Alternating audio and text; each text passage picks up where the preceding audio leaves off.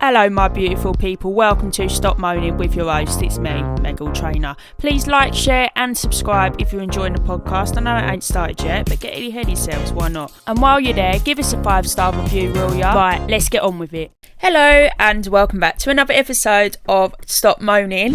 And welcome back, and thank you very much for your patience. As I know, I didn't do a podcast last week because I'll be quite frank and quite honest with you here. It's too much for me because it's not just what you see that goes into it. It's not like I just sit down, record and that's it, done for the week. It's not that at all. It's you sit down, you record, then you've got to edit. So like the editing process, I'm really letting you in here, but the podcast itself, what I filmed, might be actually an hour clip, but you might only see 30 minutes of that. So like I've really cut that, and it's like proper trimming it, cutting it and all of that, putting it in between. And on top of obviously being in pain as well at the minute, it was just too much. So I thought, well, if there's a 2-week gap, one, hopefully anyway, I have more energy to do it. It gives me a bit of a rest, and yeah, I just think the episodes will be better. They'll be more energetic. So like, for example, today I feel a lot more relaxed and more excited to edit and more excited to do this, whether before I didn't want to get to a point where I was really enjoying filming, but it's the editing part that just takes the time, and then it actually takes it out of me. And anyone that's dealing with chronic pain or even depression, anxiety, anything like that will understand like jobs that are quite big. So for example, editing can take anywhere between 1 day and a week. It can literally be anywhere in between. It could take 1 day if I'm having a really good day. It could take longer because sometimes the days in between might be really bad days and I can't do anything in those days. So it can take a long time. I make it all myself. So I don't have anyone doing my graphics for me. I've done it all myself. The logo, all of that. And it's something I'm really proud of. Everything you see on the screen, I have literally edited myself. So it does take time. Obviously, where we were at last time, we had the Valentine's episode. So hopefully you all got spoiled. If you didn't, I hope you whooped him one or her. But no, I hope you all got spoiled and felt special. It's going to be a pretty deep episode, I just want to warn you. And I will also want to do, just so you are aware, if you are watching today, I do want to put a trigger warning out there because we're going to be going in deep. We'll be talking about all different things. What this episode is going to be entailing in the description below. So just make sure you give it a read. Let's get into the episode. I've realised something these past few weeks or 2 weeks or however long it's been. It sounds really bizarre, but the thing that I've realised is dealing with like a chronic illness like I am and a chronic pain and stuff like that, when it is day in, day out, you are in pain, becomes so tedious and so difficult how much we look back on our old life. And it's only recently I've noticed through therapy that I'm actually going through a grief process. And I think anybody that's dealt with chronic pain or anything like that, where it's actually taken away their life, and I don't mean obviously we're still here, we're still alive, but what gets me is my life before being diagnosed was literally worlds apart to where we are now. And that's really difficult to deal with. The fact that it's worlds apart, for one, and two, it's actually getting used to the fact that I'm no longer a PT. I'm no longer, able to do anything physical at all. Like an actual example is I've now moved the podcast to the bed because it is just more comfortable for me. Instead of sitting in a chair. The chair is fine, it's actually made for a back injury and everything like that, but I would much rather be in a soft, comfortable bed. And I'll be completely honest, this is where I spend the majority of my days now. And before, I used to spend the majority of my days, if not all of my days, in a gym. So the fact that now I've got to get used to how I look as well, that's something that's really snuck up on me. I've always been confident, but I have in the past, trigger warning, I have in the past suffered with eating disorders. When I get really low and I get really down, I struggle in the fact that I just want to binge. Like, I just want to eat as much as I possibly can. It never makes me feel better, but it's like such a strong urge and I really struggle with it. So for example, I had one yesterday and it's not a good feeling because I know like the next day, like for example today, I really didn't want to do this today because I was like, oh, you know, I want it to be happy and everything like that. But at the same time, I don't want it to be happy because I want you guys to see the real, you know, the realness behind it and the realness behind dealing with something so new in your life with chronic pain, where it's like all day, every day. It's not a moment of the day where I'm not in pain, and then it affects your sleep and it affects all of these things. Something I've really noticed since being diagnosed is I have no social battery, like as in before. So I spent the majority of my days in the gym. Now I'm spending the majority of my days in bed. Before I got diagnosed, I would spend all my days in the gym. I'd be training clients, be the busiest person ever. Now I'm in bed all day, every day, pretty much anyway. And it's difficult and it's hard and it's people don't see that. People just say, oh, she's doing really well, she's being really strong. Which I know I am. I absolutely know I am. I'm constantly pushing myself. I'm doing my physio. I'm doing these things. But it's really difficult to sort of see myself now in a completely different light. So like I say, like with my binge eating, that then has a knock-on effect. Because then before, when I used to have a binge like on chocolate or whatever it was it's usually chocolate or sweets stuff, but majority chocolate. I would then feel really crap the next day, but I'd go to the gym, and I was really good at not working out in a way that it was unhealthy either. Like I used to when I was younger.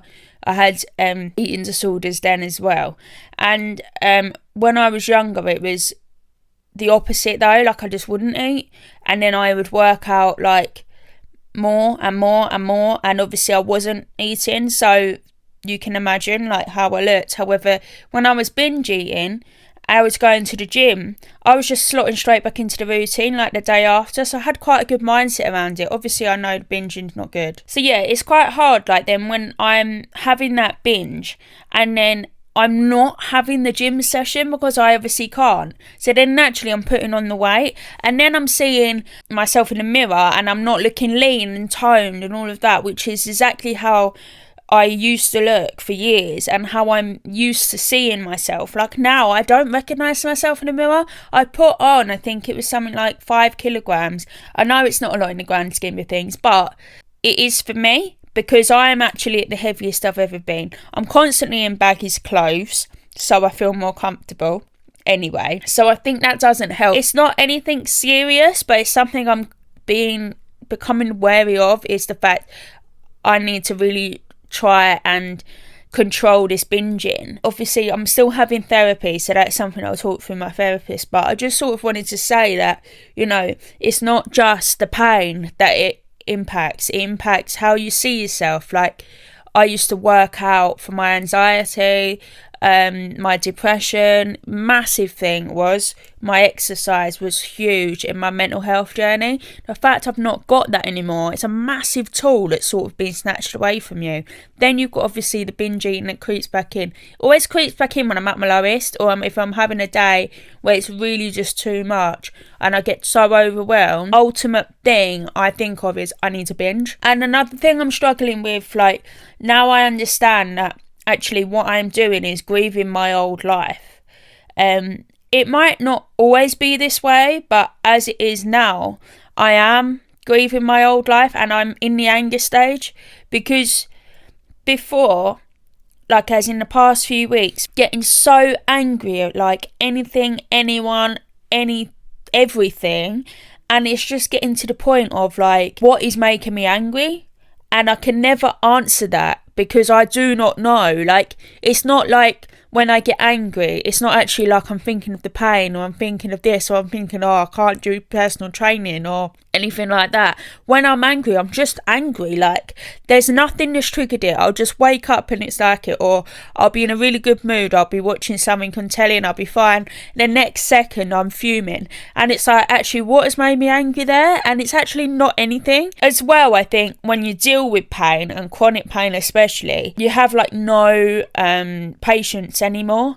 Where I've been just talking to doctors for the last year, I've spent more time in a doctor's surgery and in hospitals than I have at home at some points.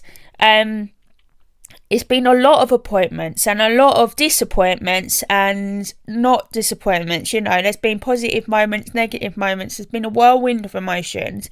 It's been an absolute roller coaster of a year, because we're coming up to a year now.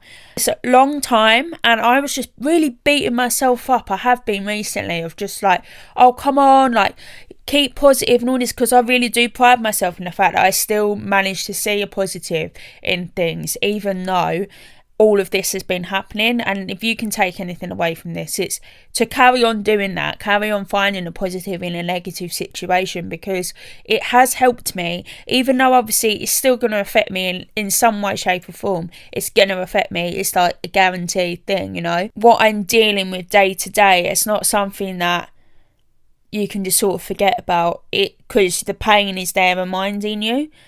So it's not even like I can do anything to sort of distract myself. I've done like different hobbies and stuff like that, and I think that's, if you're newly struggling with a chronic pain or an illness or something like that, one tip I can really give you is find a little hobby that you can do. So like, I've done like paint by numbers, I've started like doing like crocheting, you know, things like that, where you can keep reading is a really good one.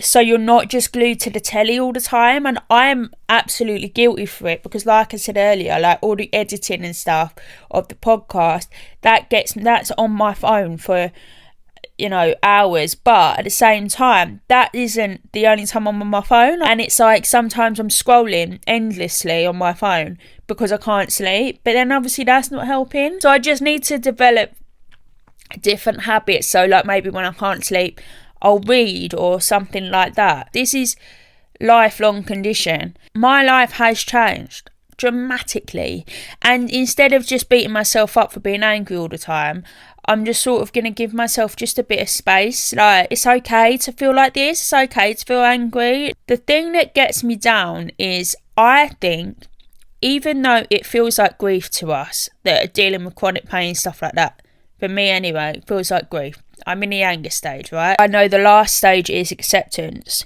and I think that it's quite hard to accept that this is happening to me, but I understand one day it probably will come, and I don't doubt that. But obviously right now it doesn't feel likely, but that's what I mean by the positive thoughts is, I don't know that day will never come where I'm happy again in my life. So I'm not going to sit here and say I'm never going to be happy again, because I will be. I know I will be. But, you know, it's looking ahead and realising life can get better. I will find ways to adapt. I will find ways that is my new life, you know, and it is just a memory, my old life. And it's like coming to terms with that and accepting that. Another thing I've realised is, when someone's dealing with chronic pain, especially if it's not something like they've dealt with all their life, like for example with me, I obviously only got diagnosed last year. I do think one thing to remember, it is like grief for other people as well, in the sense that, I know when someone close to you dies, hopefully you've not had to experience it, but the majority of us have had to experience grief. When someone close to us dies, now I've had a lot of experience with grief, unfortunately. When someone dies, the person that it's impacted, so if that person's close to me, it's going to impact me, yeah? I'm going to be dealing with that grief every single day. But really, you only get the messages, the calls, from your loved ones, the ones that are like there looking out for you, about the grief for what? Maybe at a push the first month after it happened. After that, you don't tend to hear a lot about it. And I think even though you're still dealing with it every day, you're still learning to live life without that person and learning to sort of function without that person, depending on obviously how close they were to you. But I've dealt with grief in my life where that person's been incredibly close to me, and that's incredibly hard. But when that happens, I can honestly say, hand on heart, I only really got messages from people maybe the first month of it happening. After that, they all go on with living their lives. They're living their lives. The person that died would have want you to carry on living your life, but you can't help it but think everyone else has stopped checking in. And it's exactly the same thing with chronic pain. I found when I got diagnosed, I was getting an abundance of messages and calls and stuff and visitors and everything like that. Once they realise I can't walk and everything like that, they don't realise that I'm still going through it a year later. The visits calmed down, the phone calls, the texts, because they're all going on living your life. So that's when you feel very isolated, or I do. I felt very isolated, and I really do compare it to dealing with grief in that sense, because even though I know I can reach out to people, I know the people I can reach out to, I know who are my true friends and stuff like that, and my family and all of that. One thing I struggle with a lot is the fact that my pain is there all day, every day, 24/7. I've obviously had good days and good moments within this year. Last year, I've laughed a lot with my friends, and it's brought me closer to my dad, even though I was close with him anyway, but I see him a lot more now. So there's things about the year that I can pick out as a positive. However, the pain itself will not leave. It is there 24 hours a day, all day, every day. Sometimes I can't sleep at night and things like this. I don't have a partner, so I'm on my own. So it's not like some people who've got chronic pain and they've got a partner, they don't feel as much on their own, or they actually might, because as a community of chronic pain sufferers, I think it's really difficult to keep bringing up, because it's going to be the same thing every time. You know, unless you've dealt with chronic pain, I think it's really difficult to understand what someone's going through, because, like, truly understand, you know, all you can do is be in here, and that's it, and that's all we want half the time. But it's just quite difficult because we will be repeating ourselves a lot. It's going to be exactly the same problem time after time. There might be some instances where it's like a certain doctor's annoyed you, or you got treated badly somewhere where it's a different story, but it all leads back to the same problem and the same, because there's not a solution. It's not in our control. Now, if I look back to my life before now, if there was a problem in my life, I would sort it. If I was with someone that I didn't love anymore, I would get rid of them. If they treated me badly, they're gone. If you didn't like the job I was in, I'd leave the job. You know, all of that's in my control. This is not in my control, and I think that's something that can really impact you, is the fact that you can't control your pain, especially if it's not manageable, like mine is not.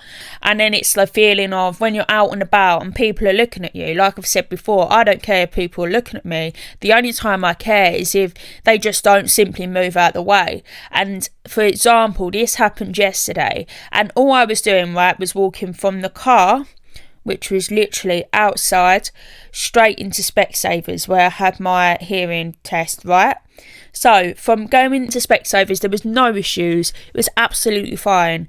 But then walking out, I bumped into 3 people. That's not me bumping in, that's them bumping into me. Now, I understand that people are busy, especially when they're working or whatever they're doing, and they're rushing about and they don't look. I used to do it. I still do it. It's fine. I don't rush anymore, but you know what I mean? I get it. What I don't get is, I had a few instances yesterday, so let me talk you through them. This has happened to me a lot, and considering I've only been disabled for a year, it breaks my heart, because it makes me think of other people that have had it their whole life. What have they had to experience? If you're watching this or listening to this, and you want to write in any experiences that you've experienced. It doesn't have to be about a physical disability. Remember, not all disabilities are visible. It can be about mental health. Maybe you felt judged or anything like that. Please write in. I'd like to read them out if you want me to, or if you just want to share them with me, and that's fine. But it's just knowing that this is a safe space, and that's what I want to create with this podcast and my Instagram, my personal Instagram and everything like that. I want to make a safe space for people that feel alone and for people that don't know where to turn to and feel like they're a broken record because all they're saying to their friends and family is the same thing over and over again. So anyway, what happened yesterday is, obviously I had to go into Specsavers. I had to have my audiology appointment just to get your hearing test done. Walking in, no problem. Went in, no problem. The woman I had seeing me didn't really make much sense anyway, and she was just not speaking very clearly. And I was like, is this ironic or is this just me? I'm here for a hearing test, love. Like, speak up a little bit. So anyway, I had the hearing test done. Turns out my hearing's got worse, which I was expecting anyway. It's fine. Need hearing aids again. Obviously need to get them redone. Mine are extremely old. That's fine. That's all good. Hearing test done.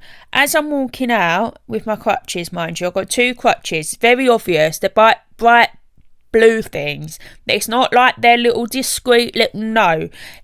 They are obvious, okay? Let's put that out there. 2 of them, not 1, 2. So I'm coming out the appointment, and there's this man standing there, just standing there in the walkway. And but the thing is, it wasn't like he was even facing away. He was literally facing me, and didn't move an inch. And I was like, yeah, I literally was just fuming. I was like, I've had enough of this because it's happened so many times to me now. I was like, yeah, thanks for moving, mate. A little sassy one I was, but it really annoyed me because I'm like, I'm saying excuse me, you're like refusing to move. I don't know if there's a language barrier or anything like that, but at the same time, just move. It's not hard. So anyway, I had a letter I needed to then hand into the doctors. So my mum has drove to the doctors. I've gone into the doctors. I'm waiting in the queue. Just bear that in mind. I'm waiting in the queue. Okay? Then I had an older lady, like elderly lady, behind me with a stick. There was a guy in front of me in the queue for the doctors, and then it was me in the middle. So the guy in front of me said to the lady behind me, the elderly lady with a stick, "You can go first, love." I'm standing in between with 2 crutches. That just really annoyed me and proved to me that age definitely 100% does come into how badly you are treated with a disability. Like, if I was older and had 2 crutches, and the thing is as well, it wasn't even like, oh, we were just standing in the queue. The guy was like, oh, you sit down, we'll save your space and all of this, because I can't stand for long either. It annoyed me. It really annoys me. What it is people are not silly. They can tell. If I was in a wheelchair and I had a cast up my leg, or if I was on crutches and I had a cast going up my leg, feel like I would have got treated differently there. But it's just to put it out there, be kind to everyone. You don't know what anyone's going through. Like, sometimes as well, it's another topic I want to cover, is people with a disability aid may not need that disability aid 24/7. They just might need it for that bit of support, right? So just remember that as well. Someone might have a really bad back and actually have a disability aid. They might just not need it that day. It might be a good pain day. You just don't know. But the next day, they might be back in a wheelchair. Doesn't mean that it's your place at all to judge those people and say, well, you clearly don't need it if you're one day not with it and one day with it. Chronic pain is just that. It is pain constantly. Some days might be better than others. Some days will be better than others. Yesterday, I was literally in bed all day long. I didn't shower. Your hygiene goes out the window. My mum had to literally bring me food to eat from my bed. It's really difficult to live with it. And I think it's just annoying in the fact that some people just think that, oh, they're all right. And we are alright because we're probably stronger than the vast majority of people. But does not mean we do not appreciate someone checking in with us from time to time. The extra bit of help, just opening the door for us, doesn't mean it has to be anything extravagant, you know. But also don't talk down to us at the same time. We're human, just like you. And I think it's important to understand as well, people with a disability aid may not always need that. Does not mean that their disability is any less. They are still as disabled as they are with the crutch, with the cane, with the wheelchair, than they are without. Does not mean that it's gone away magically. We wish it would, but it will never happen. So just bear that in mind. If you see someone with a crutch one day and without the other, does not mean it's not there anymore and they're fine and they can help and they can lift these and twist and bend and reach. We can't, okay? Just bear that in mind. But yeah, that's it. I hope you've enjoyed today's podcast. We've obviously covered quite a lot in today's episode. I know I haven't done any of your dilemmas today. I'm welcoming them as always. If you've got any stories, any questions, anything at all, just send it in. We've got the email addresses stopmoaningpod@gmail.com, or you can put it into our inbox, which is stopmoaningpod on Instagram. Or if you also want to follow my personal Instagram, which is where I discuss topics that I've also spoke about today, it's at Hall-Trainor on Instagram. So I hope you all have a fantastic couple of weeks. Bye. If you are listening on Spotify, please give me a wonderful 5-star rating, because you must have enjoyed it if it's still here. And of course, if you're watching on YouTube, don't forget to hit that subscribe button, and if you're feeling extra nice, give us a like and a share. Thank you for watching, and I'll see you in 2 weeks' time. Bye.